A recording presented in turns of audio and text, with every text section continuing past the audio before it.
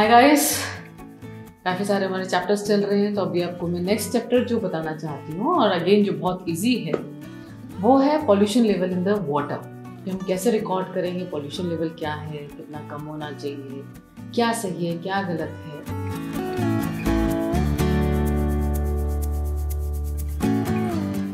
Fresh water हो चाहे sewage water हो, वाटर हमेशा H2O ही रहेगा, उसमें तो कोई चेंज नहीं आएगा।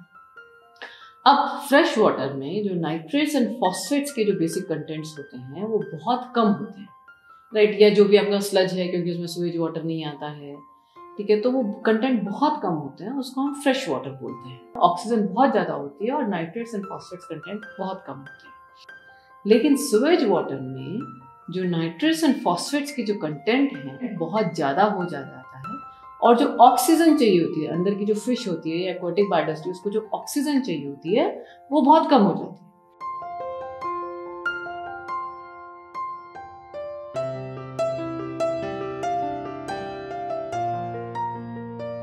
है। ये बात हम सब लोग जानते हैं कि नाइट्रेट्स एंड फॉस्फेट जो हैं वो एक फर्टिलाइजर की तरह काम करते हैं प्लांट्स के लिए।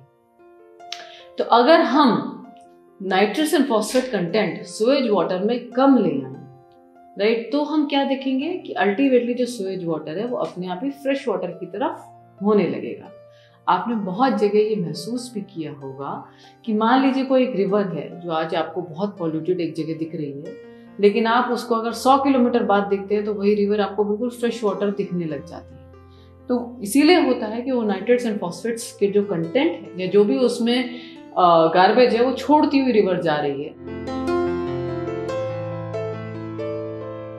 तो देखिए इसका मतलब क्या है कि वाटर इज सेम, बट उसके अंदर जो न्यूट्रिएंट्स लेवल है या जो उसके अंदर जो कंटेंट, न्यूट्रिएंट्स लेवल का मतलब क्या होता है, नाइट्रेट्स, फॉस्फेट्स।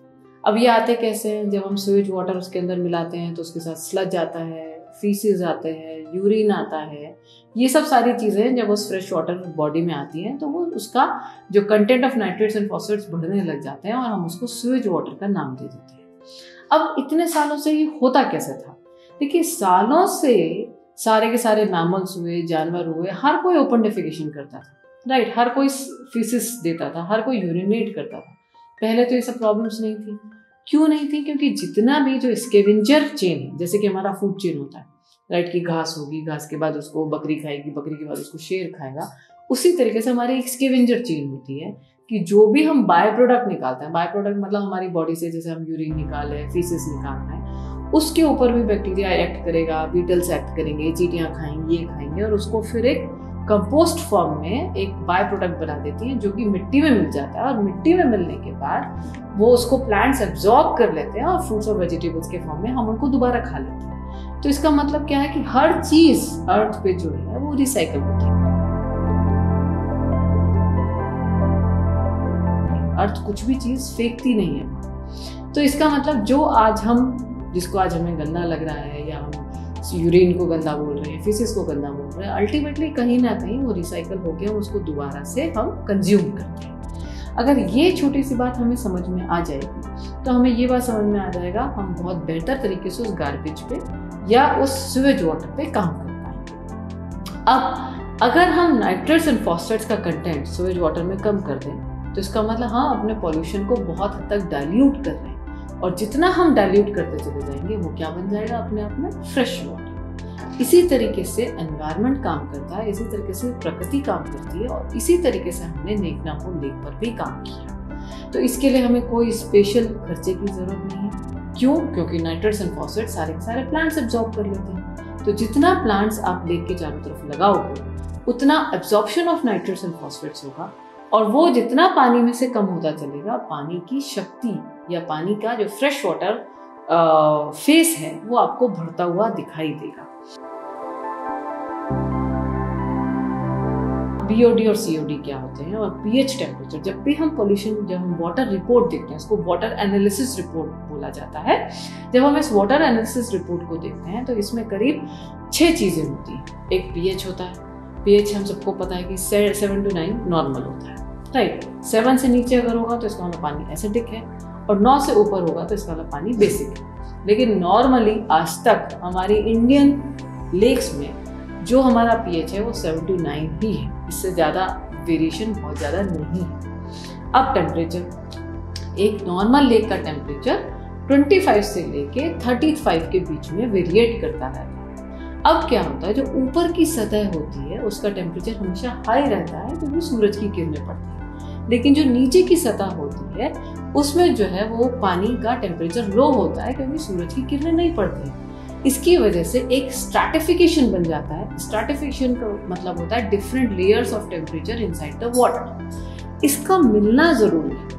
अगर ये लेयर्स आपस में घुलेंगी मिलेंगी नहीं तो लेयर ये स्टैंडर्ड होती चली जाएंगी, जो कि नुकसानदायक होती है एक्वेटिक बायोडाइवर्सिटी। अब इनको घुलाएंगे मिलाएंगे कैसे? ज़्यादातर जब जानवर पानी में जाते हैं, भैंस पानी में तैरती है, या आप बोटिंग करते हो, या आप जो है फाउंटेन चलाते हो, तो एक्चुअली इन लेयर्स को तोड़ देते हैं। इन लेयर्स के तोड़ने से दो बहुत बड़े फायदे होते हैं। एक तो ऑक्सीजन सारी की सारी लेयर्स में प्रॉपर बराबर मिक्स हो जाती है, और दूसरा जो सरफेस टेंशन की वजह से जो बहुत सारा मॉस्किटो ब्रीडिंग हो रहा है लेक पर, वो सारा खत्म हो जाता है। तीसरा मैंने कहा BOD। BOD is biological oxygen demand. As per जो हमारी CPCB है उसके नोट डाउन के हिसाब से ये 3 से लेस रहनी चाहिए। अगर ये BOD 3 से लेस है तो इसका मतलब पानी का कंटेंट बहुत अच्छा है। बायोलॉजिकल ऑक्सीजन डिमांड तब होता है कि अगर अंदर बहुत ज़्यादा बायोलॉजिकल मैटर है या ऑर्गेनिक मैटर है, उसको डिकम्पोजिट करने के लिए, एरोबिक डिकम्पोजिशन करने के लिए ऑक्सीजन की ज़रूरत होती है। तो वो सारा का सारा ऑक्सीजन बायोलॉजिकल मैटर जो है एब्जॉर्ब कर लेता है, और वो ऑक्सीजन बाकी स्पीशीज के लिए नहीं बच पाती। तो BOD एक्चुअली जितना कम होगा, मतलब ऑर्गेनिक मैटर जितना पानी में कम होगा, उतना पानी के लिए अच्छा होगा। COD होता है केमिकल ऑक्सीजन डिमांड। अब ये COD में क्या क्या आता है भाई? आप शैम्पू से नहाते हैं, आप घर अपना पूरा साफ करते हैं, लाइजॉल यूज करते हैं, बहुत सारे हार्पिक यूज करते हैं, साबुन डिफरेंट स्टाइल के यूज करते हैं, बर्तन धोने के लिए यूज करते हैं, कपड़े धोने के लिए यूज करते हैं। तो ये जितना भी जो केमिकल्स है, और इन केमिकल्स के अंदर जितना भी मेटालिक कंटेंट है, जो कि लेड होता है, आर्सेनिक होता है, क्रोमियम होता है, ये भी सब हमारे ही इन्हीं सब चीज़ों के यूज करने की वजह से पानी में पहुंचने लगा है। ये फ्रेश वाटर में भी आजकल पॉसिबल है, और स्वेज वाटर में तो खैर होता ही होता है।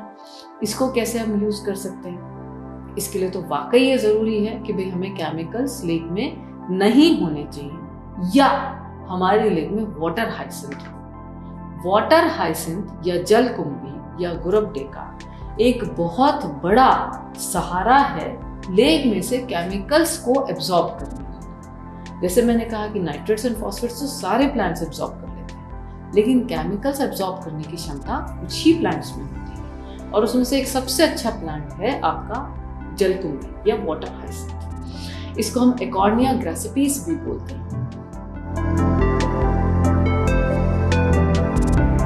तो बहुत लोगों का कहना है कि इनवेसिव स्पीशीज है, ये बहुत खराब है, जैसे पानी में आती है पूरे सबको डेड कर देती है, बट ये सच्चाइयाँ नहीं है।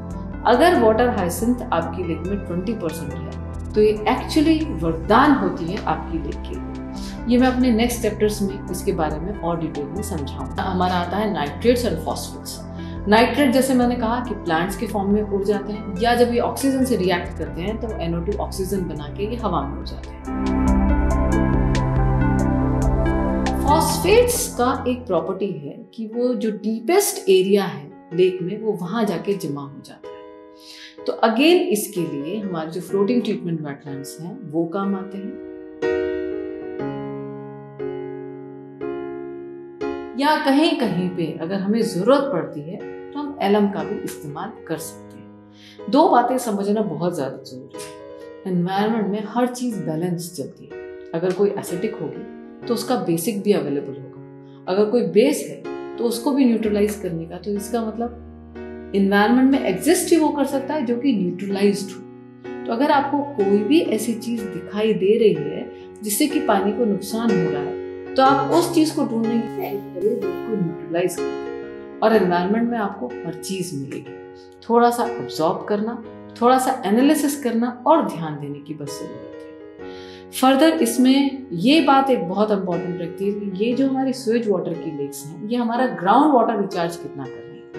देखिए, मैक्सिमम जो सदर्न इंडिया की लेक्स की ज्योग्राफी अलग है, नॉर्दर्न इंडियन लेक्स की ज्योग्राफी अलग है। साउदर्न इंडिया में मैक्सिमम लेक्स जो थी वो आर्टिफिशियल लेक्स बनाई गई थी और वो कैस्केडिंग के बेसिस पे थी। कैस्केडिंग प्रिंसिपल को फॉलो करती थी, मींस जब एक लेक ओवरफ्लो होती है तो वो दूसरी लेक में उसका पानी जाता है और फाइनली फिर वो रिवर में चला जाता है। लेकिन नॉर्दर्न जो लेक्स हैं उनका जो टोपोग्राफी है या जो हाइड्रोलॉजी है वो डिफरेंट है। उसमें जो है लेक्स का कंटेंट कम था क्योंकि हमारे पास नॉर्थ में रिवर्स ज़्यादा है और पैरेनियल रिवर्स है नॉर्थ में। साउथ में हमारे पास पैरेनियल रिवर्स नहीं है, इसीलिए हमको लेक्स के ऊपर डिपेंडेंट बहुत होना होता है। लेकिन ये मान के चलिए कि सारी की सारी जो लेक्स हैं वो कहीं ना कहीं वाटर रिचार्ज करती हैं, ग्राउंड वाटर रिचार्ज करती हैं।